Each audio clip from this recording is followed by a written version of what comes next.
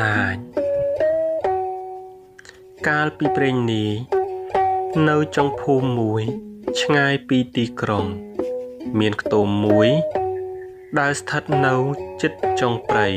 និងចុងភូមិនៅទីនោះមានបុរសម្នាក់ឈ្មោះច័ន្ទគាត់ជាមនុស្សក្រីក្រ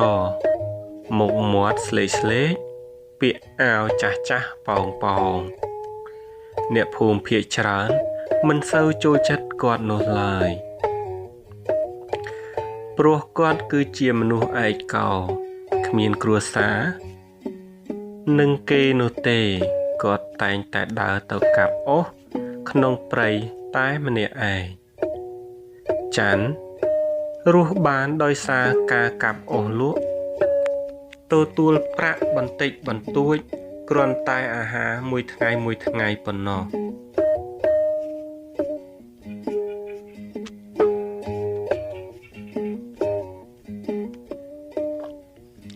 ប៉ុន្តែ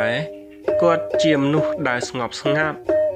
មិនពូកែជជែកនោះទេថ្ងៃមួយនៅពេលថ្ងៃរះចំកណ្ដាលភ្នំច័ន្ទចូលព្រៃដូចធម្មតាខណៈពេលកំពុងតែកាប់អុសគាត់ឮសំឡេងនៅក្បែរនោះគាត់ឆ្ងោកមើលនៅក្រោមស្លឹកឈើគាត់ក៏បានឃើញមានក្អមមួយពណ៌ខ្មៅរលោង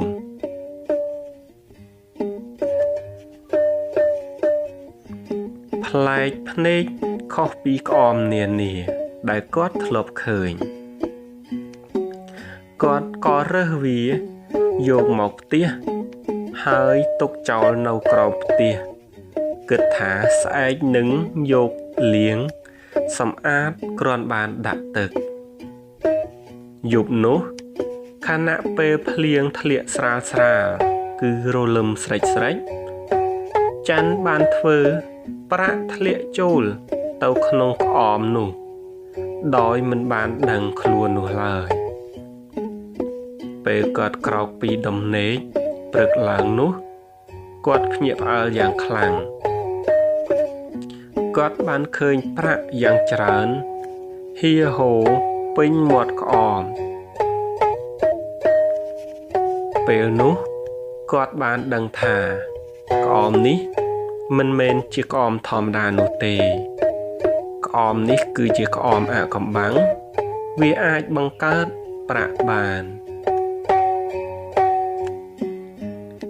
គាត់មានសេចក្តីត្រេកអរខ្លាំងណាស់ក្រោយមកគាត់ក៏បានទៅរកខ្ចីកាក់មាសរបស់អ្នកស្រុកដែលនៅក្នុងភូមិនោះហើយសន្យាថានឹងយកមកឲ្យវិញនៅពេលល្ងាច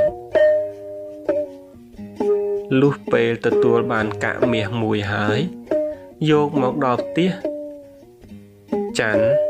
បានដាក់កាក់នោះចូលទៅក្នុងក្អមមួយរំពេចនោះ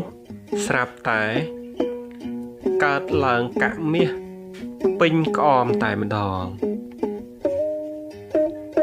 ច័ន្ទធ្វើរបៀបនេះ2-3 ដង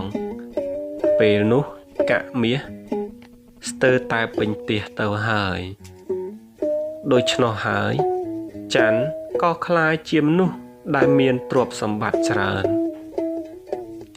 ហើយបានសាងសង់ផ្ទះថ្មីនិងមានដីចម្ការផ្សេងថែមទាំងយកប្រពន្ធដ៏ស្រស់ស្អាតម្នាក់ទៀតក៏ប៉ុន្តែសំណាងល្អមិនល្អរហូតនោះឡើយអ្នកជិតខាងមានឈ្មោះថាពូលឿងជាមនុស្សច្រណែនជាប្រចាំ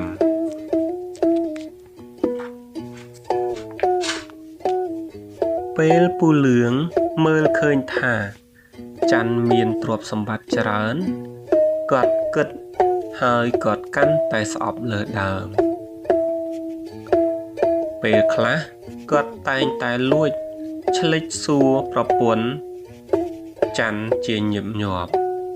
ឲ្យប្រាប់អាកំបាំងហេតុអ្វី បានជារោគស៊ីមានបានលឿនម្លេះប៉ុន្តែសំណួរនោះគឺមិនទាន់មានចម្លើយនោះទេនៅយប់មួយប្រពន្ធច័ន្ទក៏សួរទៅប្តីពីអាកំបាំងរបស់គាត់ច័ន្ទមិនចង់ប្រាប់ប្រពន្ធនោះទេព្រោះខ្លាចបែកការតែដោយសារតែប្រពន្ធនិយាយរអ៊ូដដែលពេក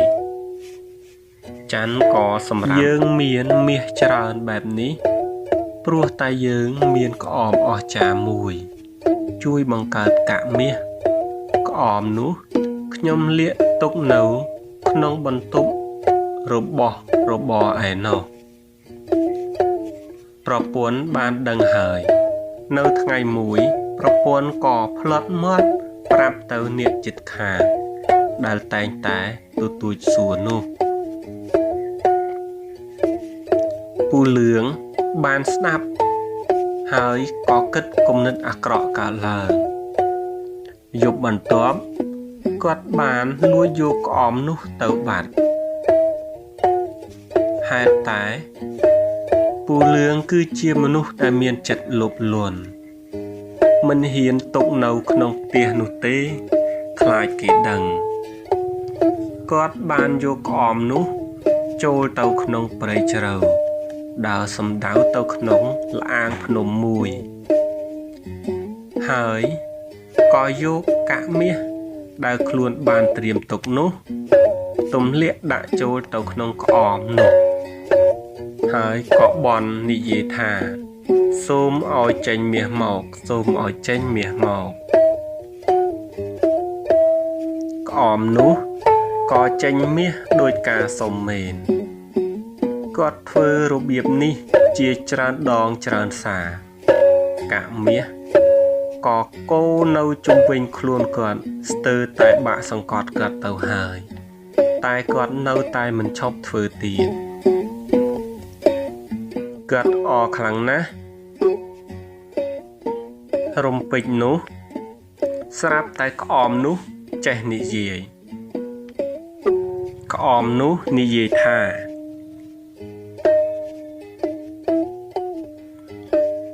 បើឯង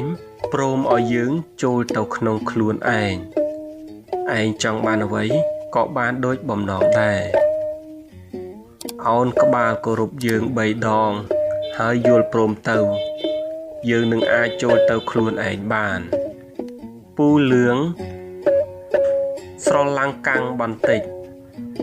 ហើយក៏ញញឹមទៅវិញព្រមគោរពក្អម3ដងហើយនិយាយថាខ្ញុំយល់ព្រមគ្រាន់តែនិយាយចប់ដួងវិញ្ញាណនៅក្នុងក្អមក៏ចូលសន្ធិដ្ឋក្នុងខ្លួនគាត់ភ្លាម